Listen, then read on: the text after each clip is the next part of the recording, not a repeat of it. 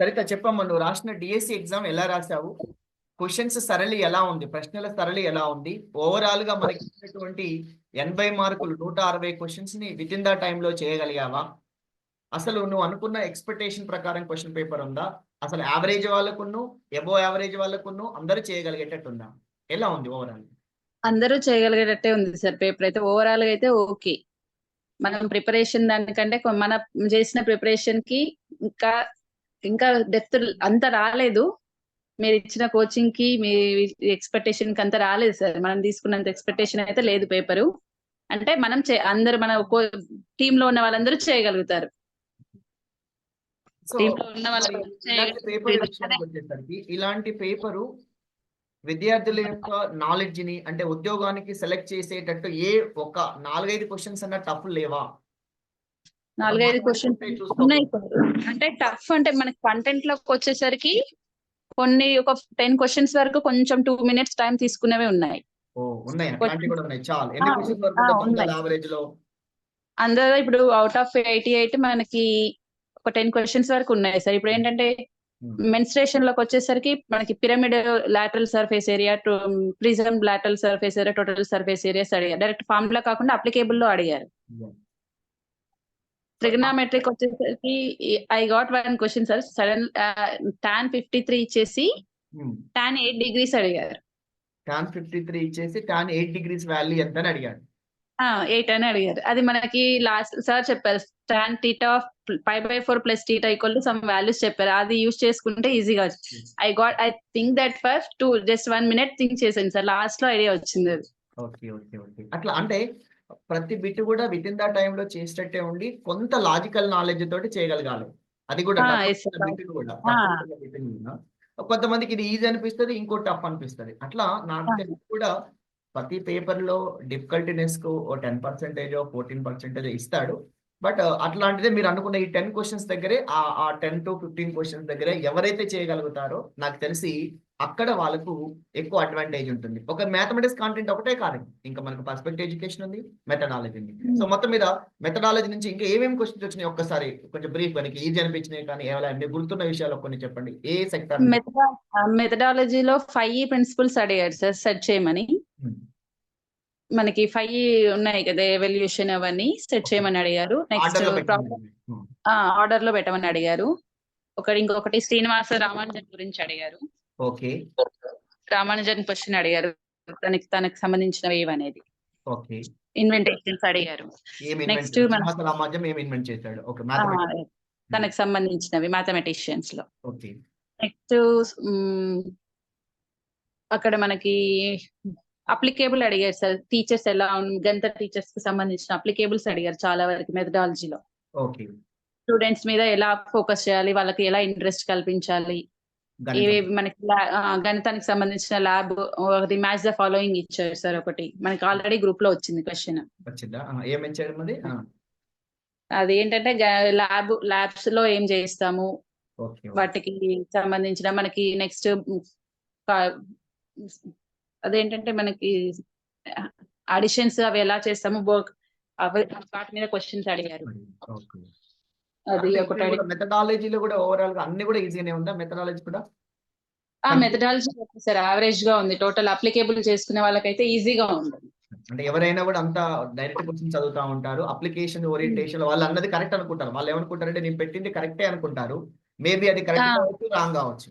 Wrong కావచ్చు. చాలా వరకు అప్లికేబుల్ ఉన్నాయి సార్. డైరెక్ట్ క్వశ్చన్స్ 5-6 కనిపించాయి, ఇంకెక్కువ ఏమీ లేవు.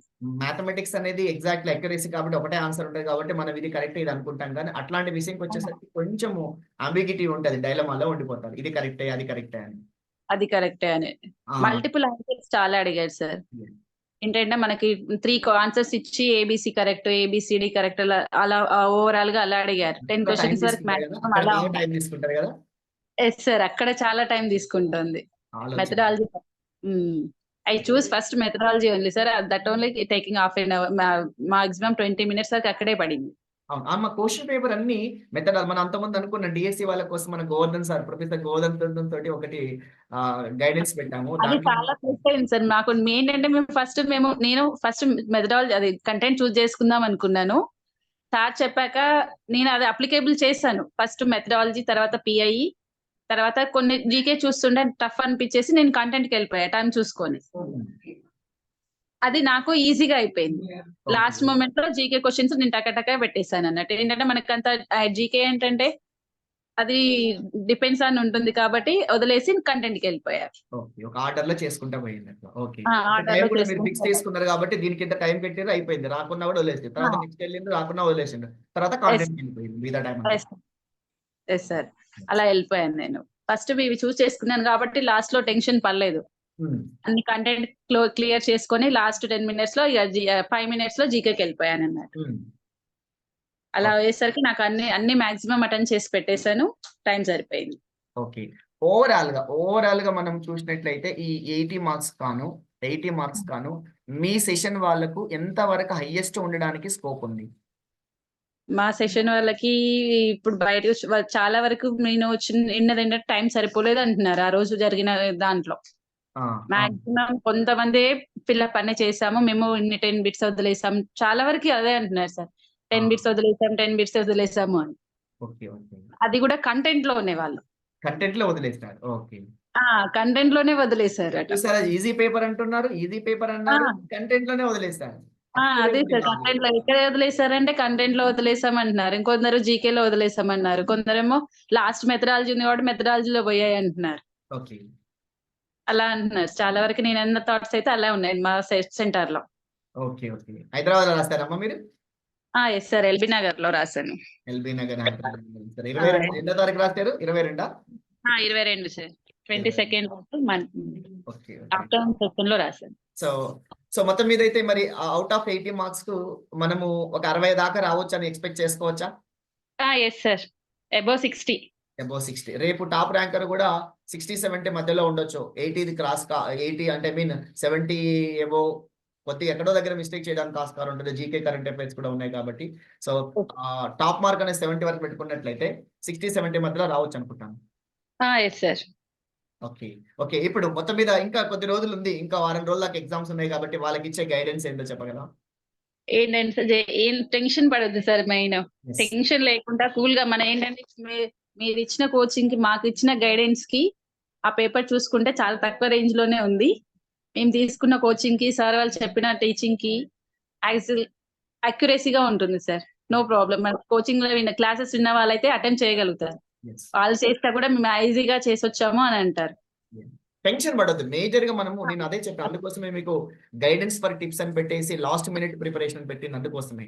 టెన్షన్ పడ్డామనుకోండి వచ్చింది కూడా పోతుంది. ఆరాంసే వస్తే చేయగలుగుతాము. ప్రశాంతంగా కామ్‌గా ఉండాలి. పక్కంతో డిస్టర్బెన్స్‌కుంటా. యెస్ మనకొచ్చింది సార్. చేసుకుంటా పోవాలి. ఆ రకంగా ఖచ్చితంగా ఏ బిట్ కూడా వదిలిపెట్టొద్దు. చివరికి నెగెటివ్ మార్కింగ్ లేవు కాబట్టి మనం ఖచ్చితంగా అన్ని బిట్లు అటెంప్ట్ చేయాలి. ఏదన్నా ఇబ్బంది అయిందమ్మా మనం మీరు రివ్యూ పెట్టుకోవడం గాని, ఆహ్, ఇంకేమైనా ఆప్షన్స్ పెట్టనివి ఏమైనా ఉన్నాయా వెతుక్కోవడం గాని అట్లా ఏమైనా ఇబ్బంది అయిందా ఆన్‌లైన్ ఎగ్జామ్‌లో? అలా ఏం లేదు సార్. నేను టైమ్ చెక్ చేసుకున్నాను. జస్ట్ ఏంటంటే వదిలేసినా కూడా నేను లాస్ట్ 3 మినిట్స్‌లో మళ్ళీ రివ్యూ పెట్టేసుకున్నానన్నట్టు. ఓకే. ఆ రివ్యూ అన్నీ చెక్ దగ్గరికెళ్ళిపోయారు. చేసుకొని టైమ్ పెట్టేసుకొని చేసుకున్నాను. టైమ్ మెయింటెనెన్స్ చేసుకుంటే మనకి ఏ టెన్షన్ లేకుండా చేసుకుంటే సరిపోతుంది sir. Time management is the most important. అవును. మెయిన్ అక్కడ మనకి టైమ్ మేనేజ్‌మెంట్ సార్. నేను అందుకే ఇగ లాస్ట్ మొమెంట్‌లో కూడా వెళ్ళేసారు. వాళ్ళ ఎంట్రీ 12:30కి ఎంట్రీ చేశారు. హ్మ్. వెళ్ళి 1 అవర్ ముందైనా సరే వెళ్లి ల్యాబ్‌లో కూర్చున్నాను. ప్రశాంతంగా కూర్చున్నాను నేను. That's better. అదే బెటర్. సో ఫైనల్‌గా సరిత గారు ఒక క్వెషన్ అడుగుతాను. మనం యెస్ చాలా సార్. దాదాపు డీఎస్సీ అభ్యర్థుల కోసం నేను స్టార్టింగ్‌లో ఒక 30 టెస్ట్‌లు పెడదాం అనుకున్నాను. మీరిచ్చినటువంటి ప్రేరణ కావచ్చు, ఉత్సాహం కావచ్చు, దాదాపు నేను 60 ఎగ్జామ్స్ పెట్టాను. ఆ యెస్ సార్. ఎగ్జామ్స్ వలన ఏమైనా ఉపయోగం ఉండేనా? చాలా ఉంది సార్. చాలా బెనిఫిట్ ఉంది మాకు. ఏంటంటే రిపీటెడ్ క్వెషన్స్ వచ్చాయి. ఏంటంటే అప్లికేబుల్ ఉన్నాయి సార్. చాలా వరకి డైరెక్ట్ క్వెషన్ కాకుండా అప్లికేబుల్ ఉన్నాయి. అవి ఎలా వస్తాయి? ఎలా చేయాలి? అనేది చాలా ఉంది సార్. నాకు ఎగ్జామ్ రాసేటప్పుడు కూడా చాలా క్వెషన్స్ క్లిక్ అయ్యాయి. యెస్. యెస్. దానివల్ల నంబర్ 60 ఎగ్జామ్స్ అనేది ఈ ఒక్క ఎగ్జామ్‌తో కొంత అలా తోడ్పడ్డది. కాకుండా టైమ్ మేనేజ్‌మెంట్ ఏంటంటే మనకి మనం టైమ్ లిమిట్‌లో పాటు చేయగలుగుతున్నాము. యెస్. ఇక్కడ కూడా టైమ్ తీసుకున్నాం కాబట్టి టైమ్ మెయింటైన్ చేసాం కాబట్టి అక్కడ ఈజీగా టైమ్‌తో పాటు ఫిక్స్ చేయగలుగుతాం. Okay. Okay. Thank you Saritha for your valuable information to your co-friends. So yes all the sir. Best for your best remain performance in DSC examination. నేను నా బెస్ట్ విషెస్ ఫర్ యూ.